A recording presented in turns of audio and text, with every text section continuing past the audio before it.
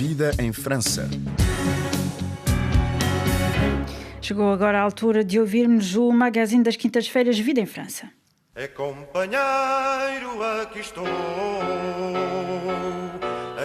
para te falar. Estas paredes me tolhem os passos que quero dar. Há 2 semanas foi apresentado em Paris a versão francesa do livro Exílios, Testemunhos de Exilados e Desertores Portugueses na Europa 1961-1974, publicada pela editora Chandaigne, uma obra coletiva publicada em 2016 em Portugal, que se baseia nos testemunhos de homens e mulheres que nos anos 60 e começo da década de 70 optaram por deixar o país rumo à França, Suécia, Argélia e outros pontos do globo para não ter de se submeter mais à ditadura salazarista e para não ir combater em guerras coloniais nas quais não se reconheciam. Este livro, que quando da sua publicação em Portugal foi objeto de algum debate, por evocar o tabu em torno daqueles a quem se chamou de desertores, tem prefácio de Vítor Pereira, historiador ligado ao Instituto de História Contemporânea da Faculdade de Ciências Sociais e Humanas da Universidade Nova de Lisboa. Da conversa que mantivemos com o investigador, tiramos 2 capítulos. Hoje difundimos o 2º capítulo, em que abordamos com o investigador a fase em que se encontra Portugal em termos de reflexão sobre o seu passado colonial e a forma como o público luso encarou o livro de testemunhos de insubmissos a quando do lançamento da sua versão original há 6 anos. A versão francesa é a tradução de alguns textos, não de todos, de 2 livros que foram publicados pela Associação dos Exilados Portugueses 61-74, que publicou 2 livros com testemunhos e com documentos. E, de facto, esses 2 volumes tiveram uma recepção em Portugal, nomeadamente permitindo que se falasse no espaço público, porque essa questão não havia unanimidade a essa volta. O Estado Novo, obviamente, considerava que os desertores e os refratários eram traidores. E no prefácio eu cito um discurso do Ministro do Interior que apela aos desertores ao suicídio, que são palavras muito duras.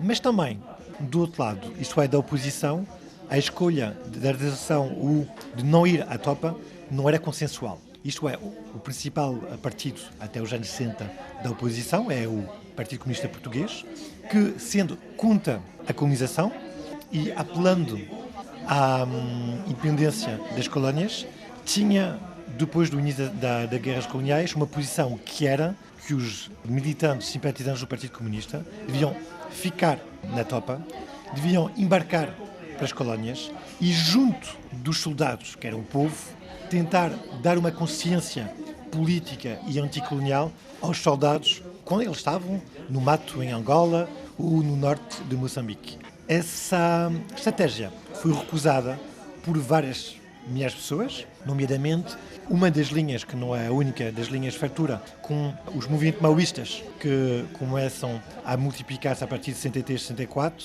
é a questão da guerra colonial. Os movimentos maoístas dizem que não se deve combater nas colónias, diz os jovens têm que fazer o serviço militar, aprender a usar as armas para depois usá-las contra o regime, mas antes de embarcar para as colónias era preciso desertar e, se possível, com armas. Então, o facto de tanto o Estado e o aparelho de propaganda, que era enorme, ter considerado que a deserção era uma traição, tanto também como um dos principais partidos da oposição, o Partido Comunista Português, ter como estratégia a participação dos militantes dentro das tropas, quando ele combatia e denunciava o colonialismo, fez que a deserção e o movimento de refractários nunca foi muito bem visto, mesmo depois do 25 de Abril.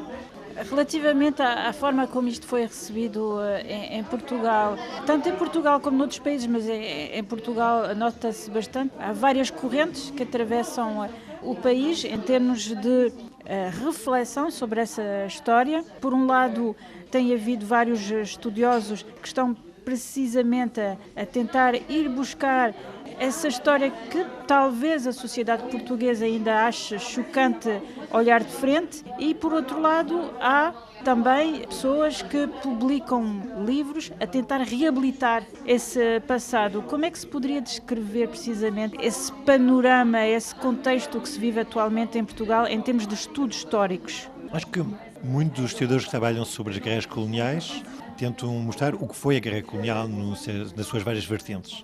Trabalham com fontes, trabalham com testemunhos e muitos deles mostram os horrores que foram a guerra. Por exemplo, já há vários estudos sobre os massacres de 61, sobre o uso do napalm. Não foi apenas os Estados Unidos no Vietnã que usam napalm.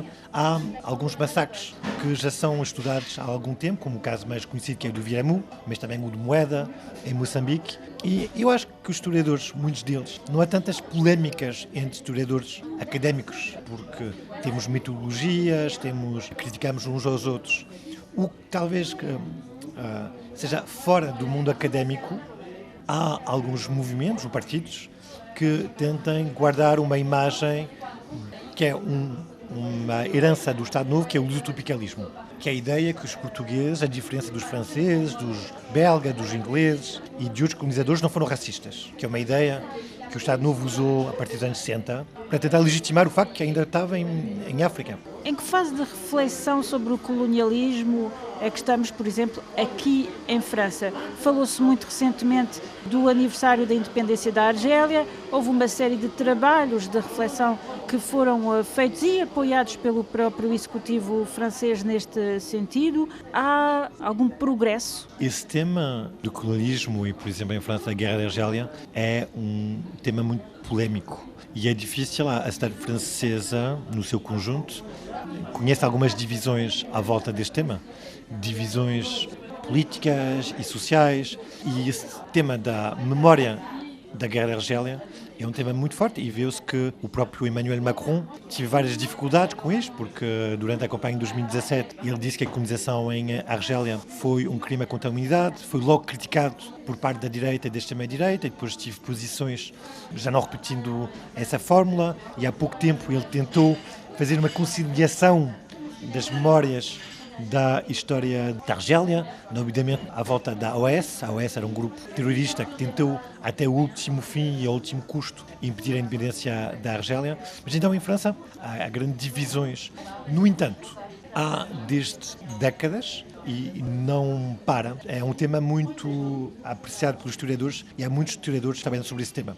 Só que muitas vezes esses trabalhos não chegam à opinião pública e não chegam ao mundo político. O que chega, muitas vezes, a memória da Guerra da Argélia é uma arma para tentar captar votos. Agora que a barbárie voltou para o coração da Europa, reflete-se muito sobre o facto de ser importante conhecermos a nossa história para impedir os erros do passado. Será que conhecer a história, do seu ponto de vista, é suficiente para combater a intolerância? A história, pelo menos em França, tem um sentido cívico muito importante, porque é preciso, para fazer uma sociedade com referências comuns, que todas as crianças sabem o que foi a Revolução Francesa, o que foi a Primeira Guerra Mundial, etc. E a história, de facto, uma das formas que muitos historiadores têm de legitimar a sua ação é dizer que talvez a história nos permite compreender o presente e talvez evitar os erros do passado. No entanto, a história tem outros usos e em França vê-se isso muito bem na última campanha eleitoral. Um dos candidatos à presidência, que durante algumas semanas foi o centro das atenções, é o Éric Zemmour, que é um jornalista, mas cuja fama e notoriedade vem que ele escreveu vários livros de história, que pretendem ser livros de história. Vários historiadores juntaram-se para fazer livros mostrando que a história que escreve o Éric Zemmour não tem metodologia, é uma história redutora, baseada ou em erros ou em más interpretações, mas vê-se que parte da população francesa gosta da história. Em França a história é muito popular no sentido, há muitos programas de história e vê-se muitos livros de história nas livrarias. No entanto, há um uso, e a história sempre foi, há um uso muito político da história. E vê-se que o Éric Zemmour teve algum proveito mediático, nem tanto eleitoral, mas com esse uso da história. Il revient à ma mémoire des souvenirs familiers. Ouviram o segundo capítulo da nossa conversa com Vítor Pereira, historiador ligado ao Instituto de História Contemporânea da Faculdade de Ciências Sociais e Humanas da Universidade Nova de Lisboa, que apresentou recentemente a versão francesa do livro Exílios, Testemunhos de Exilados e Desertores Portugueses na Europa 1961-1974, publicada pela editora Chandaigne, aqui em França. Por hoje é tudo. Obrigada pela vossa atenção e até breve. De mon enfance, bercé de tant d'insouciance, je t'ai gardé dans mon cœur. E assim, com Rachita Douce France, estamos também a terminar esta primeira emissão. Estamos convosco todos os dias às 14 e às 18 horas aqui de Paris. Podem ouvir-nos aqui na rádio, na internet e nas redes sociais. Estamos de volta dentro de 2 horas e meia. Fiquem bem na nossa companhia. RFI.